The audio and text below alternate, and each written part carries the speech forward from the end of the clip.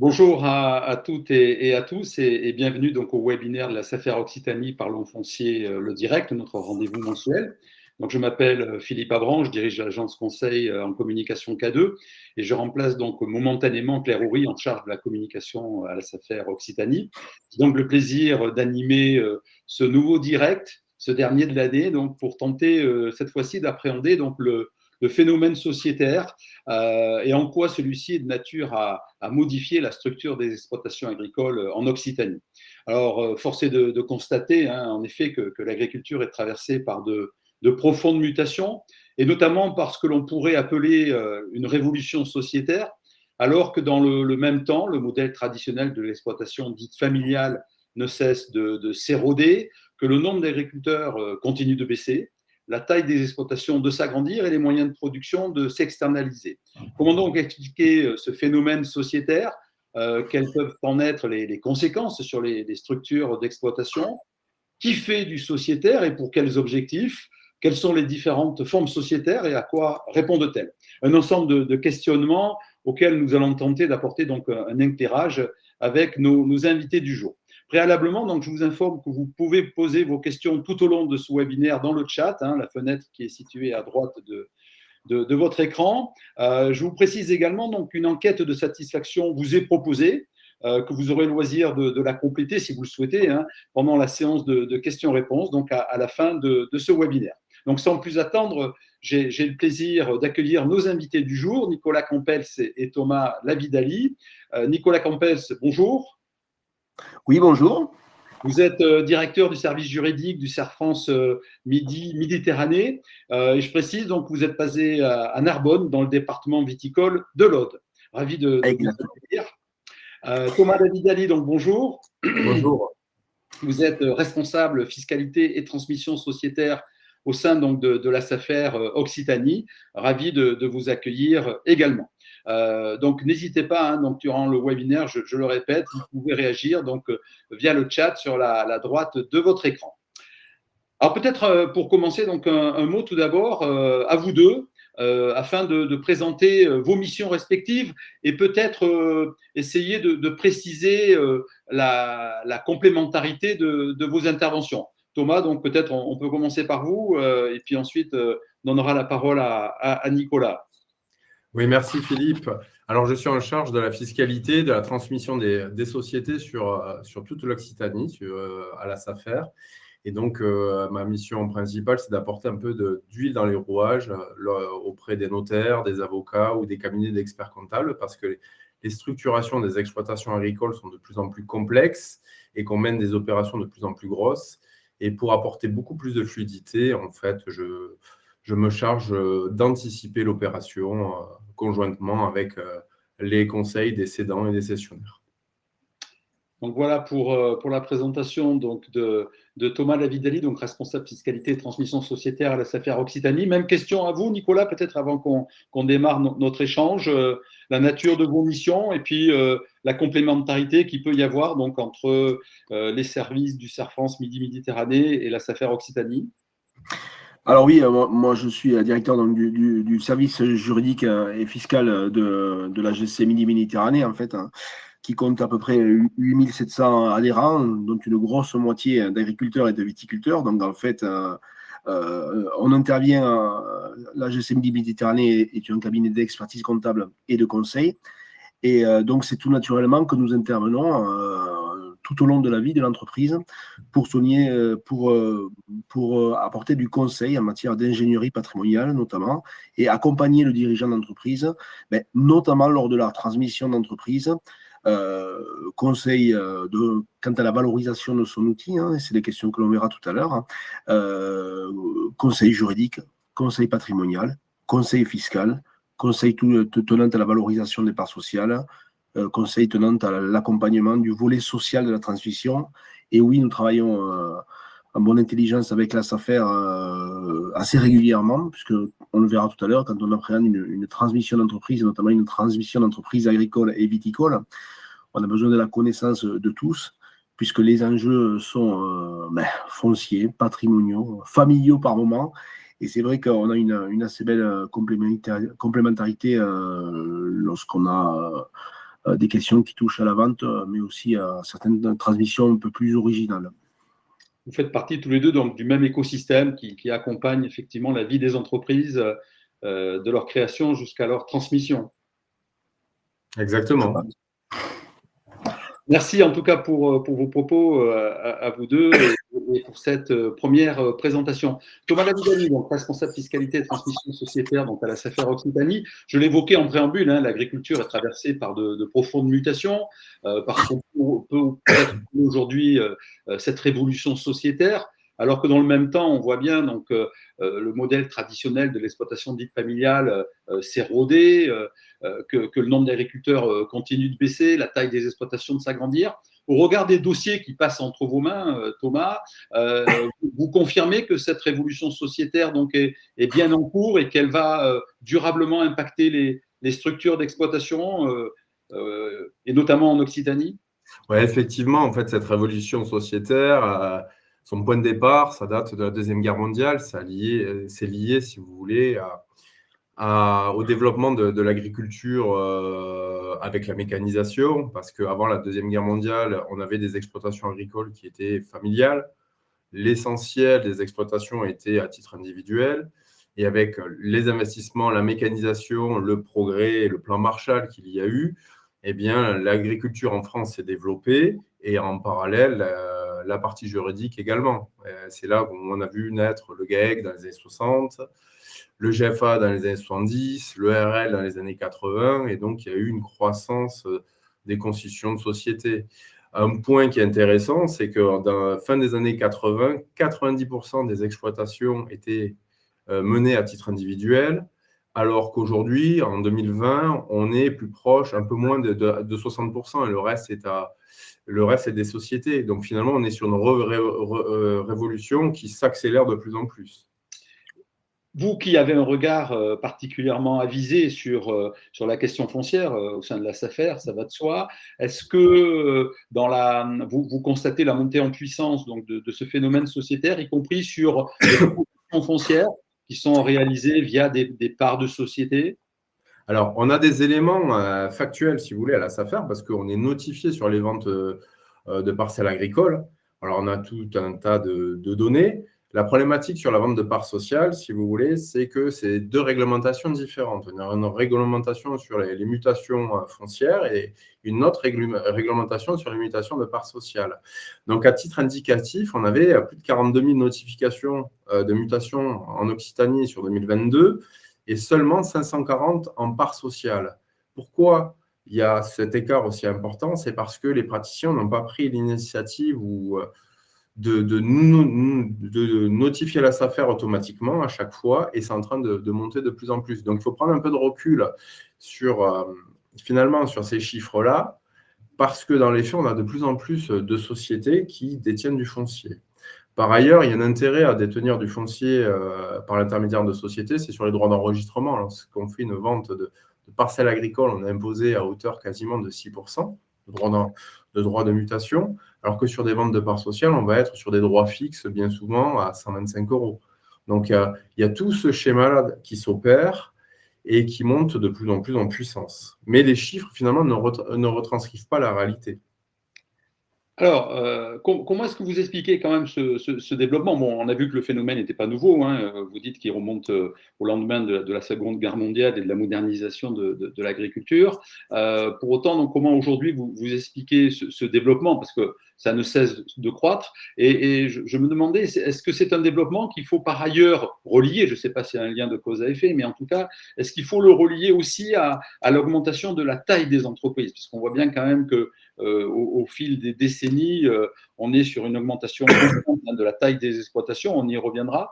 Est-ce que les deux phénomènes sont à corréler? Alors, il y a certainement une corrélation entre la taille des exploitations, finalement, et l'augmentation des sociétés, mais ce n'est pas le point central, finalement.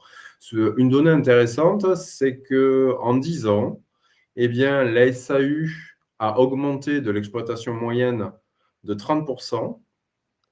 Et donc, ça veut dire que les exploitations sont de plus en plus importantes. Et par opposition, finalement, on a 30% de baisse d'exploitation. Donc, ça veut dire qu'il y a de moins en moins d'exploitations et les exploitations sont de plus en plus grandes. Après, il faut distinguer les constitutions de sociétés qui détiennent du foncier des constitutions de sociétés qui exploitent, qui ont une activité agricole. Et donc, cette croissance de constitutions de sociétés d'exploitation, finalement, elle provient surtout, avant tout, sur le mode d'exploitation de l'activité agricole. En premier lieu, quand on constitue une société, c'est avant tout l'affectio societatis, la volonté de s'associer avec d'autres individus et pour en partager le bénéfice. Donc, il y a ça par rapport à, on va dire, avant la Deuxième Guerre mondiale. C'est que avant, on était sur une exploitation familiale et maintenant, on est sur une exploitation plus grosse où on s'associe et avec des enjeux aussi économiques parce que la mécanisation a un poids plus important sur les exploitations et il faut avoir beaucoup plus de foncier sur certaines cultures pour pouvoir l'amortir. Puis après, il y a aussi des enjeux qui sont plutôt liés à des aides comme la PAC, où on va pouvoir démultiplier les aides lorsqu'on est en société. On va avoir aussi une fiscalité avantageuse suivant les situations. Donc, c'est multifactoriel, cette montée en puissance de l'exploitation, de la mise en société des exploitations agricoles, et elle va être grandissante dans les prochaines années. Vous évoquiez tout à l'heure le fait qu'au lendemain de la Seconde Guerre mondiale, on avait plutôt vu, au regard du développement de l'agriculture, se multiplier les formes sociétaires type GAEC, puis ARL. Est-ce qu'aujourd'hui, en termes d'évolution, il y a des choses qui sont significatives en termes de formes sociétaires Alors, la base des formes sociétaires, c'est toujours les sociétés traditionnelles. GAEC, SCEA, EARL, GFA, c'est notre base. Maintenant, ce qu'on doit poindre, c'est des formes juridiques qui proviennent du droit commercial, la SARL et la SAS, pour plusieurs raisons. La première, les exploitants agricoles se sont mis à se diversifier sur leur activité. Ils vont aller faire une activité qui n'est plus forcément agricole, mais qui est dans le prolongement de l'activité agricole. Ça va être, par exemple, de l'ETA, des travaux agricoles. Et ils vont constituer des sociétés de forme commerciale pour aller mener des travaux chez le voisin. On va avoir aussi des viticulteurs qui vont faire le choix d'aller commercialiser leur production via une société commerciale et qui vont aller acheter peut-être du vin ailleurs pour pouvoir faire de l'achat-revente, pour diversifier finalement leur activité. On va avoir les activités photovoltaïques aussi également. Ça, c'est sur le point de la diversification. Le deuxième point que l'on voit également, ça va être les outils de reprise qu'on pouvait voir sur les activités commerciales ou industrielles, les LBO, c'est-à-dire les holdings qui rachètent des parts de société avec un effet levier. Et puis, on a aussi la fiscalité, parce que les activités agricoles étant de plus en plus grandes, le choix de l'impôt sur les sociétés, on choisit de plus en plus l'IS lorsqu'on dépasse certains seuils. Et donc, finalement, on prend du recul sur les formes sociétaires agricoles traditionnelles pour aller choisir une SAS ou une SARL. Alors, ce n'est pas majoritaire. On est toujours sur le schéma classique du GAEC, de l'EARL, de la SEA. Pour autant, ça se développe de plus en plus. Donc, toute une panoplie d'outils, finalement, pour répondre à chaque fois à des cas particuliers et tout ça se raisonnant, j'imagine, au cas par cas. Merci pour ce premier éclairage, Thomas. Nicolas Campbell, donc directeur du service juridique du CERF France Midi-Méditerranée. Je rappelle, donc c'est important, vous êtes basé à Narbonne, dans le département viticole de l'Aude. Nicolas, est-ce que les changements subis par les exploitations agricoles, est-ce que ces changements se traduisent notamment par une certaine dissociation entre, d'une part, la détention du capital foncier et du capital d'exploitation de l'autre, finalement, dans ce phénomène sociétaire? Alors, je rebondis un petit peu sur ce que disait Thomas tout à l'heure. En fait, ça fait donc 50 ans, nous, qu'on note que le monde agricole s'adapte aux mutations. Alors, les mutations, il y a une lame de fond. Je parle de l'adaptation au marché, l'adaptation aux impératifs économiques, on y reviendra tout à l'heure, l'adaptation aux réglementations diverses et variées, l'adaptation aux évolutions familiales et aux mœurs aussi. Et donc, oui, juridiquement, on constate que le droit, en fait, est un reflet de ces adaptations. Et parmi ces mouvements de fond, on retrouve la question de la dissociation du foncier et de l'exploitation, ce qui est notre question. Alors, là aussi, on n'est pas sur quelque chose de tout à fait nouveau. Ça fait déjà plusieurs années que l'on constate ces organisations patrimoniales, juridiques et patrimoniales, qui tendent à isoler le foncier d'un côté et l'exploitation de l'autre. Si je cite par exemple, que je fais référence au GFA, au bail à long terme, ces organisations-là n'ont rien de nouveau, rien de révolutionnaire, rien de moderne. Je dirais plutôt qu'on est face à un chemin long avec des accélérations ponctuelles, d'accord, mais depuis, ça fait déjà assez longtemps qu'on constate ce mouvement qui tend à dissocier le foncier d'un côté et le capital d'entreprise en fait de l'autre. Alors, par moment à raison, par moment à tort. Là aussi, en fait, les choix qui amènent à ce genre d'organisation sont des choix civils, fiscaux, familiaux. Bon, je ne crois pas qu'il existe un seul modèle à reproduire indéfiniment, quelle que soit la situation. Et c'est quelque chose d'assez multifactoriel. Mais c'est vrai qu'on retrouve assez classiquement, finalement, cette dichotomie entre foncier d'un côté et entreprise, capital, exploitation de l'autre. Et on voit bien, donc, aujourd'hui, il y a un faire-valoir direct qui est encore dominant, hein, notamment sur la partie sud de la France. Et donc, je pense que c'est probablement une réalité en Occitanie. Pour autant, si je prends l'exemple de la problématique de l'accès au foncier pour des jeunes qui sont non issus du milieu agricole, hein, et qui font appel à de l'épargne militante pour pouvoir financer l'accès au foncier, est-ce qu'on peut imaginer que progressivement, ce faire-valoir direct dominant, encore aujourd'hui, je le répète, puisse laisser progressivement la place, donc plutôt, je dirais, au fermage et peut-être à une vision plus économique que patrimoniale de l'entreprise agricole?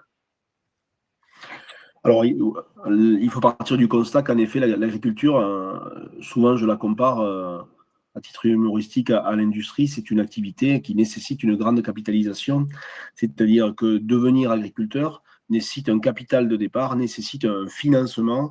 L'installation, ce n'est pas quelque chose d'anodin, il faut des moyens. Alors ça, c'est vrai que c'est une constante, ce n'est pas nouveau non plus, mais c'est un postulat qui me semble nécessaire pour comprendre quels sont les enjeux.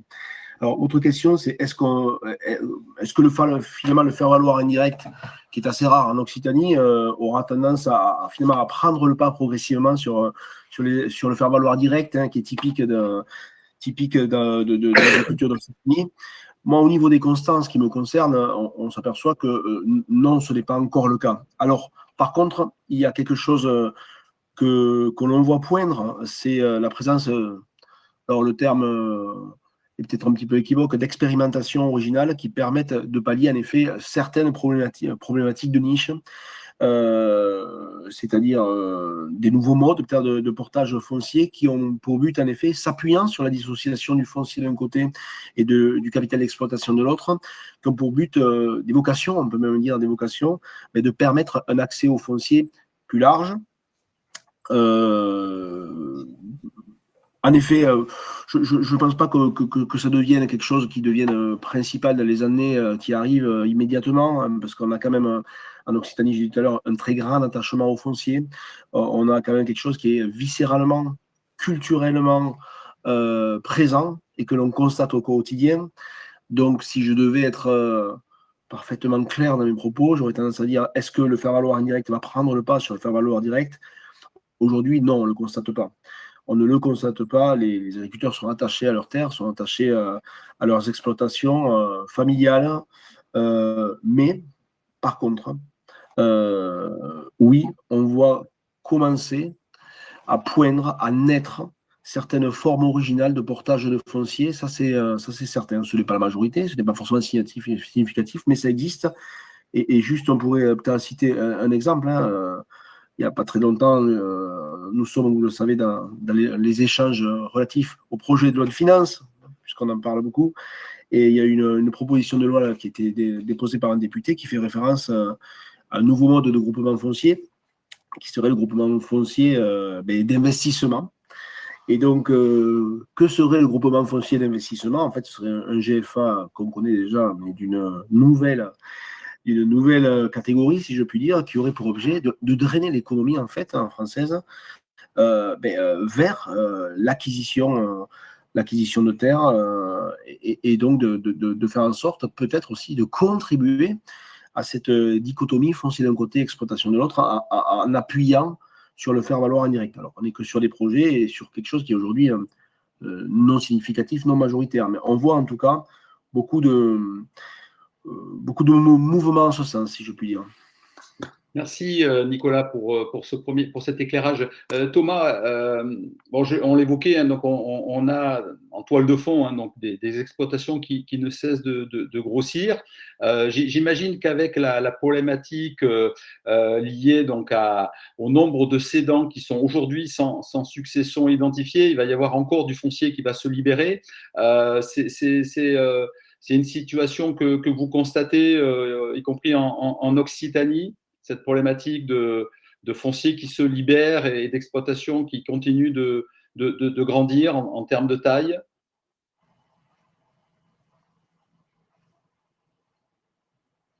Thomas? Je crois que nous l'avons perdu. Nous avons perdu Thomas. En attendant donc que Thomas nous revienne, Nicolas, donc Nicolas Campels, hein, directeur du service juridique du France Midi-Méditerranée. J'imagine qu'il n'y a pas une, mais des agricultures en Occitanie, hein, lorsqu'on veut aborder cette question du développement sociétaire. Est-ce qu'il y a des schémas dominants que vous pouvez observer de par vos fonctions en la matière qui permettraient de comprendre comment les choses évoluent dans le territoire d'Occitanie en matière de structure d'exploitation et de visage des entreprises agricoles? Alors pour commencer, vous avez parfaitement raison quand vous dites qu'il n'y a pas une, mais des agricultures en Occitanie. C'est ce qui fait le charme, mais c'est ce qui fait aussi la complexité quand on est face à ce genre de questions. Quel est le point commun entre un céréalier basé à Castellonari, un viticulteur qui exerce à Narbonne et ensuite quelqu'un qui fait du maraîchage, je ne sais rien, dans les Pyrénées-Orientales? Finalement, pas grand-chose. Il existe des terroirs, des agricultures.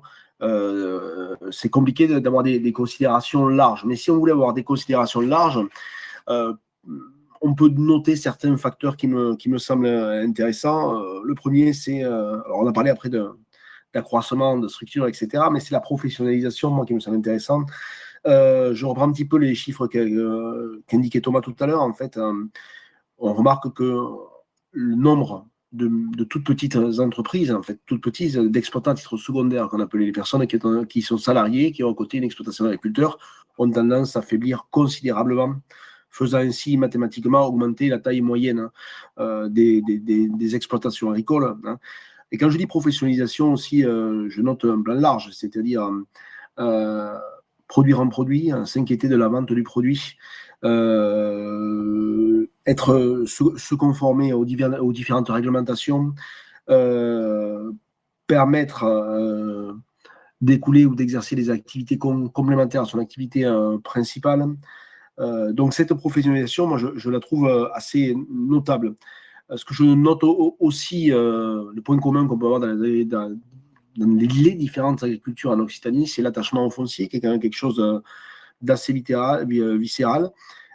Souvent, on arrive à résumer l'agriculture du nord de la France, l'agriculture du sud de la France. Bon, je ne donne pas dans ces généralités, mais il est vrai que dans le sud de la France, le schéma plébiscité est le schéma du faire-valoir direct, où on a quand même un attachement quasiment culturel au foncier. Donc, les schémas les plus classiques que l'on retrouve, oui, c'est généralement une société d'exploitation. Ça, c'est quand même très largement majoritaire. Hein. Pour diverses raisons. Alors, Thomas, après, a fait référence à la diversification, qui est un élément important. Il a fait référence à certains avantages fiscaux. Hein. Aujourd'hui, on ne parle plus de ce qu'on appelle le pacte Dutreil, hein, qui est connu quand même, puisque Renaud Dutreil est un ministre de Jacques Chirac, je crois, qui permet des transmissions d'entreprises dans des conditions favorisées. Le bail à long terme lié à un GFA qui permet là aussi des transmissions dans des conditions favorisées. Donc, on retrouve ceci, c'est-à-dire en effet des exploitations constituées sous forme sociétaire, avec des agriculteurs qui sont dans une dynamique de professionnalisation, contrainte par moment, mais stratégique la plupart du temps, et attachés viscéralement au foncier. Voilà. Ouais. Et alors vous évoquiez la question de la transmission parce que bon, les sociétés donc qu'elles soient porteuses de foncier ou d'exploitation, de capital d'exploitation, à un moment donné donc se posera la question de la transmission. Comment techniquement s'opère justement la valorisation d'une société lorsqu'elle doit être transmise? Parce que j'imagine que là on entre tout de suite dans la complexité. Alors oui, donc au moins je suis clair dès le début. La question de la transmission, c'est d'abord la question de la valorisation. Vous avez tout à fait raison. D'ailleurs, c'est par là où il faut commencer. Il nous arrive des fois au cabinet de recevoir des personnes qui arrivent avec une demande assez nette, c'est j'aimerais soit organiser mon patrimoine, bon, typiquement, que mon fils 1 prenne l'exploitation et mon fils 2 prenne autre chose. Voilà, c'est ce que je voudrais. Ah bon, ok, merci. Ou alors, une question fiscale, ça va me coûter combien de transmettre? Et en vérité, à chaque fois, on a la même réponse, c'est, mais en fait, vu qu'on est sur quelque chose de proportionnel, il nous faut commencer par la base. La base, c'est quoi? Mais en fait, vous possédez quoi? Et quelle est la valeur? Donc, en fait, on commence par cette question de valeur. Bon. Sur les sociétés agricoles, dans le monde agricole, typiquement, alors, je ne suis pas expert foncier, hein, je m'en garde bien, mais j'ai des collègues, et puis on travaille en concert aussi avec la SAFER sur ces questions-là. Donc, Thomas, quand il sera reconnecté, pourra abonder en ce sens. On est souvent sur une évaluation de type patrimonial, en fait. Alors, si vous prenez, par exemple, typiquement un GFA, etc., ce que la méthode patrimoniale, en fait, c'est quoi? C'est combien coûtent mes actifs diminuer de mes dettes. Voilà. Ça, c'est quelque part l'évaluation de type traditionnel qui s'opère quand on parle de transmettre un domaine agricole, en fait. Ensuite, bien sûr, il y a d'autres approches qui sont les approches par la rentabilité, notamment, et l'approche qu'on appelle le goodwill, en fait, qui est une méthode, mais je ne rentre pas dans les détails, de la survaleur, qui sont une approche finalement de l'entreprise un petit peu différente en disant non, mais attendez, on n'achète pas. Alors, quand j'achète une entreprise, la question de la dichotomie foncier d'un côté, entreprise de l'autre, ce débat-là redevient passionnant. On peut avoir aussi des acheteurs qui disent non, mais moi j'achète une entreprise, j'achète pas des terres pour faire du cheval, j'achète une entreprise. Que vous me donniez une valeur patrimoniale m'intéresse beaucoup parce que c'est une valeur faciale, c'est une valeur réelle, mais entre en jeu aussi la capacité de cette entreprise à générer du business pour pouvoir m'alimenter tout simplement et porter mes projets et me permettre de vivre. Donc, en fait, on est plutôt traditionnellement, pour répondre à votre question, sur une valorisation de type patrimonial, où là, on a besoin des acteurs experts fonciers, SAFER, etc. Parce qu'en fait, combien coûte un hectare de vigne? Commençons par le commencement. Mais matinée de plus en plus aussi, surtout quand dans quelqu'un qui est intéressé par le commerce, par le développement à l'export, moi je parle de tout ce qui est viti, etc., bien entendu, par une petite pointe aussi de monde du commerce, et je mets beaucoup de guillemets quand je m'exprime comme ceci, et donc c'est ce qu'on appelle les évaluations par la rentabilité, par le goodwill, etc., qui permettent de dire, ok, on est sur un patrimoine affectif, un patrimoine foncier, un patrimoine réel, mais on est également dans une entreprise. Et une entreprise, ça exige quoi, en fait, je ne vais pas revenir sur le terme de BE qui fatiguerait tout le monde, mais ça exige quoi? Une capacité à être rentable. Oui. Alors, on parlait de transmission et d'évaluation, donc de valorisation d'une société à l'occasion de la transmission. En lien avec cette problématique de la transmission, j'imagine qu'au fil des générations, ça y est, on récupère Thomas, qui nous avait quittés. On ne vous entend toujours pas, Thomas, par contre. Il va falloir mettre le micro. Non, on n'a pas de micro. Bon, c'est pas grave. Ouais. Nicolas, oui, j'imagine qu'au fil des générations là, et des transmissions qui s'opèrent, on a l'entrée en jeu, je dirais, de co-héritiers qui ne sont pas agriculteurs, mais qui peuvent légitimement espérer bénéficier d'une forme de rente, puisque co-héritier de foncier ou d'une exploitation. Est-ce qu'à un moment donné, dans les dossiers que vous traitez, est-ce que vous voyez des problématiques où finalement la rente et finalement cette finalité patrimoniale peut prendre le pas sur l'intérêt de l'exploitation agricole en tant que telle et de celui qui va exploiter parmi les co-héritiers? Je dissocierai deux choses. Je ne sais pas si Thomas a de nouveau son micro ouvert. Est-ce que tu m'entends ou pas? Ouais, Mais ça marche. parfait. Ça remarche. Voilà. Parfait. On a eu 10 minutes d'échange. Je ne sais pas où est-ce que vous en êtes. Ben, on a avancé parce que le temps nous presse. Il est déjà 14 heures, ça passe très vite. Ouais. Je reformule ma question, Nicolas, ou Peut-être que du coup Thomas veut s'exprimer là-dessus, vu qu'en fait il était absent. Je ne veux pas monopoliser la parole. Oui, Thomas, donc j'étais à poser la question. Alors, on a abordé une des questions que je pensais vous poser sur la question de la valorisation d'une société à l'occasion de la transmission. Donc, Nicolas. Nicolas est bien placé pour y répondre. De toute façon, je ne vais pas Voilà, trop oui, il y a pas dessus. mal de réponses et c'était assez précis. Je posais la question de savoir si, au fil des générations et des transmissions qui s'opèrent, Ouais. et l'entrée en lice finalement, quand il y a plusieurs enfants de héritiers qui ne sont pas agriculteurs et qui ne souhaitent pas le devenir, s'il ne pouvait pas y avoir une forme de conflit d'intérêts entre une vision patrimoniale et finalement la rente que les co-héritiers peuvent espérer, face à l'intérêt de l'exploitation agricole en tant que telle et de celui parmi les co-héritiers qui continue d'exploiter le fonds. Bon, la transmission d'une exploitation agricole a toujours été assez délicate. Et parce que c'était des transmissions plutôt familiales et ça se faisait chez le notaire, finalement, dans le cas d'une donation ou dans le cas d'une succession. Donc, il y a encore pas mal d'années, il n'y avait pas trop de discussions. Souvent, il y avait un des enfants qui reprenait l'exploitation et tout allait bien, il y avait des arrangements. Sauf que les tailles d'exploitation ayant grossi, d'autres problématiques se sont posées parce que, d'une part, il fallait qu'il y ait un repreneur, ce n'est pas toujours le cas auprès des enfants. Donc, il fallait peut-être vendre. Mais si on avait la chance d'avoir un fils ou une fille qui reprenait, eh bien, vu la taille, il fallait que l'enfant, finalement, indemnise ses frères et sœurs au titre de la succession. Et ça, c'est la première difficulté. Alors, dans les années 60-70, ce qu'on voyait, nous, sur les dossiers, alors, j'étais pas né dans les années 70, mais on traitait ces problématiques-là, c'est-à-dire que les exploitants agricoles des années 90-2000 ont eu une mauvaise expérience sur les situations où ils étaient en indivision avec leurs frères, leurs sœurs, et ça crée de la mésentente. Et aujourd'hui, finalement, ils veulent régler la situation avant, finalement, leur décès. Donc, ce qui se passe, c'est qu'il y a des arrangements. Il va être sûr que la fille ou le fils qui reprend l'exploitation va être en mesure peut-être de donner une soute aux enfants. Et si ce n'est pas le cas, eh bien, il y a des fois de la décapitalisation qui s'opère là-dessus, où ils vont vendre un bout de foncier pour pouvoir payer les droits de succession.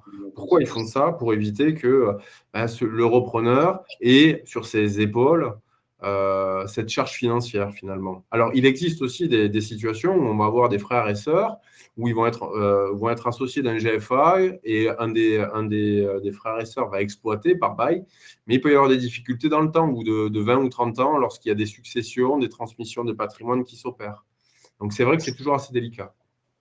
Un dernier mot peut-être sur ce point-là, Thomas. Bon, on l'évoquait tout à l'heure, on a un agrandissement constant de la taille des exploitations. À force de grossir et de grandir, est-ce qu'il n'y a pas un risque que vous pouvez constater peut-être d'ores et déjà d'intransmissibilité de ces exploitations-là à un moment donné? Alors, ouais, le poids peut être un frein des fois ou un atout. Le poids financier avant tout, parce que forcément, lorsqu'on valorise une exploitation ou une société ou du foncier, eh bien à la fin, il faut qu'il y ait une vente. Donc c'est vrai que ça peut être très délicat. Après, charge à nous, SAFER, par exemple, de mettre en avant les exploitations et de trouver les bons candidats. Alors il peut y avoir des candidats qui sont sur le territoire local, sur le département, sur la région, ou voire même sur le pays. Et donc, grâce à notre réseau, on a cette faculté, si vous voulez, aller chercher des candidats qu'on pourrait aller chercher dans le nord de la France qui seraient intéressés sur la reprise de grosses exploitations et qui auraient les moyens. C'est ça notre mission. Mais le poids de l'exploitation, forcément, peut être un frein. Et il arrive des fois que des exploitations soient scindées en deux pour venir consolider d'autres exploitants agricoles sur le terrain. Alors, troisième et dernière partie de cet échange pour peut-être aborder en complément donc, un phénomène qui est peut-être concomitant à cette révolution sociétaire. Je veux parler du développement de l'externalisation des moyens de production. Nicolas Campels, directeur du service juridique du CERF France Midi-Méditerranée. Bon, on a fait le constat des exploitations plus grandes, moins d'actifs familiaux, moins d'agriculteurs, davantage de salariés. Est-ce qu'il n'y a pas, selon vous, et au regard des dossiers qui passent entre vos mains également. Donc, un risque d'effet ciseau entre la problématique croissante de recrutement, parce que c'est une vraie problématique, je crois, dans vos territoires, notamment dans les productions viticoles, arboricoles et maraîchères, qui nécessitent de la main-d'œuvre, parce que voilà, on est dans cette situation-là. Quel est votre point de vue sur ce sujet-là? Alors, je ne vais pas faire de pronostic, je vais parler de constat. Ce que l'on remarque, c'est que la réponse est oui.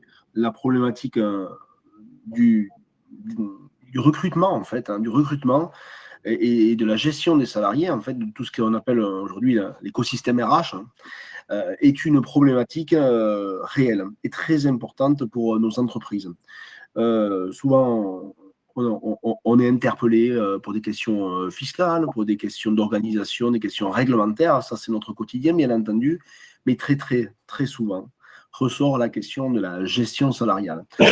Mais mécaniquement, une exploitation qui s'agrandit, personne ne pouvant tout faire tout seul, en fait, sinon, sauf à se multiplier, mais en tout cas, à titre personnel, je ne possède pas ce pouvoir-là, sauf à se multiplier, au bout d'un moment, on est contraint d'externaliser, c'est autre terme, et d'externaliser, c'est-à-dire de confier à quelqu'un, en fait, certaines tâches. Et parmi les personnes à qui on confie des tâches, il y a les salariés. Et aujourd'hui, on se retrouve face, oui, à une difficulté, en fait. La difficulté, dans un premier temps, elle est déjà très simple. Il faut pouvoir embaucher, point. Donc, trouver des candidats, c'est déjà souvent très difficile. On note que nos chefs d'entreprise ont une difficulté avec l'embauche. Et ensuite, trouver des profils adaptés, en fait. Je reviens tout à l'heure, en fait, l'exigence, la compétence, j'ai fait après référence à la professionnalisation. Aujourd'hui, quand on passe des traitements, ben, il faut quand même avoir une certaine compétence. Quand on veut faire certaines coupes dans la vigne, etc., il faut certaines compétences aussi. Donc, on prend le risque. Bon, déjà, trouverai-je un salarié? 2, aura-t-il la compétence requise? Ça veut dire quoi? Il ne faut pas qu'il soit trop incompétent. OK? Donc, on cherche un salarié compétent, parfait. Alors, même avec les salariés compétents, il peut y avoir un risque. Là, je taquine un peu, on est sur la fin de la session. C'est-à-dire, un salarié très compétent, s'il est très compétent sur à peu près tous les domaines d'activité, ben, dans les quelques lieux où l'accès au foncier n'est pas encore hors de prix, est-ce que mon salarié n'aura pas tendance à terme à devenir mon cher confrère, c'est-à-dire un exploitant qui va faire l'acquisition lui-même de 10-15 hectares et il se dira, mais en fait, puisque je maîtrise la plupart de la question, pourquoi est-ce que je ne me lance pas tout seul, quoi. Donc, je vous confirme que cette problématique RH est un problème qui pourrait possiblement avoir un effet ciseau, en effet, tel que vous l'évoquiez lorsque vous posez la question. Merci Nicolas. Thomas, ça sera ma dernière question. On va rester sur cette question de l'externalisation parce que donc on l'évoquait avec Nicolas, des exploitations de plus en plus grandes, peut-être pour un certain nombre d'entre elles de plus en plus spécialisées, avec un recours croissant donc à une forme de sous-traitance. Alors ça peut être de l'entreprise agricole, ça peut être de l'intérim, ça peut être des groupements d'employeurs. C'est en tout cas une tendance qui est constatée au plan national. Est-ce qu'elle se vérifie en Occitanie et jusqu'où ça peut aller? Et notamment, est-ce que vous constatez en Occitanie un phénomène croissant de délégation intégrale de l'exploitation agricole à des tiers? Alors, sur la sous-traitance, ça existe, c'est vrai, maintenant, ça ne va pas remplacer le modèle. Les travaux agricoles, les exploitants qui choisissent de faire de la sous-traitance, c'est souvent par défaut, par dépit, pour combler un manque de main-d'œuvre, comme Nicolas l'avait dit, ou c'est sur des situations transitoires. Alors, il y a des exploitants qui font le choix de tout déléguer, mais ce n'est pas du tout la majorité des exploitations. Voilà. La majorité, mais c'est quand même une tendance? Je ne sais pas si c'est une tendance parce que je pense que ceux qui font appel à la sous-traitance par prestation de service sur de l'ETA, c'est souvent qu'ils ont une difficulté. On va avoir des doubles actifs, par exemple, qui vont détenir une vingtaine, une quarantaine d'hectares agricoles et ils n'auront pas la mécanisation, la compétence, le savoir-faire pour travailler ces terres. On va avoir aussi des propriétaires fonciers qui vont conserver le foncier à la retraite parce qu'ils ne savent pas quoi en faire et faire intervenir des voisins via ETA pour les travailler. Il y a aussi les groupements d'employeurs, mais les groupements d'employeurs, c'est des solutions qui sont un peu plus pérennes dans le temps, où finalement on va être à plusieurs exploitants agricoles et on va se partager des salariés.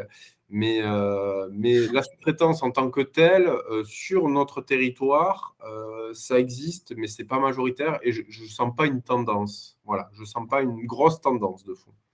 Merci pour ces dernières précisions. Il est 14h10, il nous reste 5 minutes pour prendre quelques questions en ligne. Alors, je vous en fais part et puis vous me direz qui de l'un ou de l'autre veut bien y répondre. Sur la question de la dissociation entre possession de la terre et de l'exploitation, est-ce que vous mesurez une différence entre les filières, notamment, donc est-ce que c'est quelque chose de plus spécifique en viticulture, en grande culture, en élevage? Moi, je veux Nicolas? bien intervenir. Thomas? Moi, je vois une distinction à l'échelle de l'Occitanie où on va avoir, sur de l'élevage, on va avoir de la détention en propre, peut-être pas forcément en GFA, et on va avoir un peu plus de sociétés type GAEC qui vont détenir le bâtiment d'exploitation, qui vont détenir quelques parcelles agricoles. Après, sur le secteur de Nicolas, sur la viticulture, ça va être autre chose, je pense. Nicolas, vous voulez compléter? Non, je vois pas beaucoup de choses à apporter au propos de Thomas. Non, mais peut-être en effet, je note la même chose, c'est-à-dire que dans le domaine de l'élevage, on a plutôt tendance à avoir des sociétés d'exploitation en effet qui possèdent les bâtiments. Ce qui n'est pas le cas en viticulture. En viticulture, on est plutôt sur des schémas traditionnels, en fait, où dès lors qu'on est dans l'entreprise individuelle, il y a l'entreprise individuelle d'un côté, en fait, et ensuite le schéma passage en société, où en société, on a des sociétés qui ne possèdent pas l'immobilier restant à titre privé, soit à titre personnel, soit au travers d'un GFA. Alors, autre question, merci Nicolas. Quels sont les avantages et inconvénients pour les petits exploitants, alors petits entre guillemets, de ces formes sociétaires? La personne qui nous pose la question nous disant c'est clair que c'est peut-être intéressant pour les grosses structures, mais quel est l'impact pour les petits exploitants? Est-ce qu'il faut relier donc directement, en fait, d'une part, donc la création de sociétés à des structures de taille importante, et est-ce que c'est quelque chose qui peut quand même répondre à des besoins, des problématiques pour de petites structures, de petits exploitants, entre guillemets? Bon, je commence. Les petits exploitants. Alors, à quoi peut servir une société? Je pense qu'on peut le faire comme ça. Une société permet d'atteindre plusieurs objectifs. S'associer, mais si je suis un petit exploitant, alors si je m'associe, c'est plutôt au travers d'un GAEC, mais petit exploitant, je suppose qu'on n'est pas dans une société qui compte un multi-actionnariat. Donc, quel pourrait être mon intérêt de passer en société si je suis un petit exploitant? Je peux avoir l'intérêt de la responsabilité limitée, même si, bien sûr, elle a des failles. Et puis, l'intérêt, je crois que Thomas le soulignait tout à l'heure, d'aller rechercher dans certains cas de figure un régime fiscal qu'on ne retrouve pas en entreprise individuelle, c'est le recours à l'impôt sur les sociétés. Alors, bien sûr, je me garde toujours de généralité sur ces sujets-là, en fait, mais autant curieux que ça puisse paraître, on peut être un petit exploitant en termes de surface et trouver un intérêt dans l'impôt sur les sociétés, on peut être un très grand exploitant et en trouver moins. Mais il est vrai que traditionnellement, le recours aux formes sociétaires, en tout cas en termes de société d'exploitation, se retrouve plus souvent quand on a des exploitants soumis au réel, donc qui dépassent le régime du micro BA, c'est un régime fiscal, et plutôt que dans les plus petites structures. Je ne sais pas si tu partages, Thomas. Ouais, je partage complètement. C'est-à-dire que aujourd'hui, sur des petites exploitations, on a de plus en plus intérêt à être en exploitation individuelle plutôt que passer en société, parce que avant on allait chercher une responsabilité limitée, on allait chercher une fiscalité, mais avec les différentes modifications législatives sur la responsabilité personnelle de l'exploitant, sur le patrimoine, finalement, aujourd'hui, on peut avoir presque la même protection en termes de responsabilité limitée que sur une société type ERL. Voilà. Ce qui va être important, surtout, c'est de voir si je suis en individuel, je vais peut-être être en micro BA sur le plan fiscal et j'aurai une gestion un peu simplifiée. Donc, voilà, sur des petites exploitations, aujourd'hui, ça a beaucoup plus de sens d'être en individuel que d'être finalement en société. Alors, on va prendre 2 dernières questions. Quelle solution pour qu'un propriétaire qui a hérité d'une terre et qui souhaite la garder puisse la mettre à disposition d'un groupe d'agriculteurs, avec un POA ou en association, en dehors de la forme du fermage? S'agirait-il de contourner le statut du fermage? Ça, c'est moi qui rajoute. C'est un commentaire. Alors, c'est vrai que le fermage est un statut d'ordre public, c'est la première chose que l'on doit dire. Et on ne va pas faire les surprises, c'est une question qui est assez récurrente, fréquente. Donc, l'avantage qu'il y a, c'est qu'on n'est pas pris au dépourvu. Donc, c'est vrai qu'il existe beaucoup de personnes qui héritent de terres, en fait, et qui ne les exploitent pas en direct, voilà, parce qu'ils ont un autre métier, parce qu'ils font autre chose, et qui donc ne veulent pas pour autant vendre ces terres, et donc veulent qu'elles soient exploitées. Donc, comment on fait pour faire exploiter ces terres? Et alors, parmi les solutions, par principe, quand je délègue la gestion de mon exploitation, immédiatement vient le statut impératif du bail rural, en fait. Et voilà. Alors, on n'en a pas parlé, on n'a pas eu le temps, mais le bail rural se caractérise donc par un statut d'ordre public et notamment par ce qu'on appelle une fourchette, c'est-à-dire des loyers avec un minima et un maxima, hein, ce qui érode un peu la rentabilité du produit patrimonial que pourraient être les terres. Donc, généralement, parce que ce statut est très protecteur au niveau du fermier, parce que la rentabilité peut être contestable et limitée, on peut le dire, ce statut est souvent battu en brèche. Donc, est-ce qu'il existe d'autres solutions? Alors, je laisserai Thomas s'exprimer sur les conventions SAFER, qui ont une particularité. En fait, si je n'ai pas à me faire valoir en direct, je vais me faire valoir direct. Donc, après, ces personnes-là doivent imaginer, et ça rejoint un peu les questions auxquelles on se posait tout à l'heure, un système où en fait on passe d'une société où on n'exploite pas en société où on exploite avec des salariés, avec des sous-traitants et sérieusement d'autres contraintes. Je te laisse prendre Thomas, et puis ensuite on va clore. Alors on va avoir des conventions qui existent. On va avoir le prêt à usage ou le commodat, c'est-à-dire je prête les terres sans rien du tout, sans aucune rémunération. Donc, c'est une solution qui existe de façon transitoire. Après, on a les CMD SAFER où nous, on peut intervenir, où on va pouvoir faire des conventions qui vont pouvoir être renouvelées et qui dérogent au statut du fermage. Mais la vraie question, finalement, c'est pourquoi ce propriétaire qui ne souhaite pas exploiter personnellement ses parcelles ne souhaite pas mettre en fermage? C'est ça la question de fond. Est-ce qu'il souhaite récupérer à un moment donné son foncier? Parce que finalement, après, il y a des fermages qui sont le bail à long terme, par exemple, de 25 ans, où on peut récupérer à l'issue de ces 25 ans son foncier. Parce que si on ne souhaite pas exploiter, qu'est-ce qu'on va en faire de ce foncier? Voilà. Je pense qu'il faut se poser, réfléchir et avoir une bonne stratégie, parce que contourner ce statut-là, finalement, on ne fait que reporter la question. Merci pour cette dernière précision, Thomas Lavidelli. Alors, il y avait une toute dernière question, mais on ne va pas y répondre, mais on vous laissera le soin au service de la SAFER d'y répondre, qui concernait la question de l'accès au foncier pour les porteurs de projets non issus du milieu agricole. C'est un sujet à part entière, mais bon, vous pourrez, via votre site, peut-être y répondre ultérieurement. Merci en tout cas à tous les deux, Nicolas Campels et Thomas Lavidelli. Je vous remercie pour cette contribution. Merci à tous de votre participation, près de 222 inscrits. Vous pourrez retrouver dès demain donc le replay de ce webinaire sur la chaîne YouTube de la SAFER Occitanie. Alors, je remercie celles et ceux qui auront pris le temps de compléter le questionnaire de satisfaction.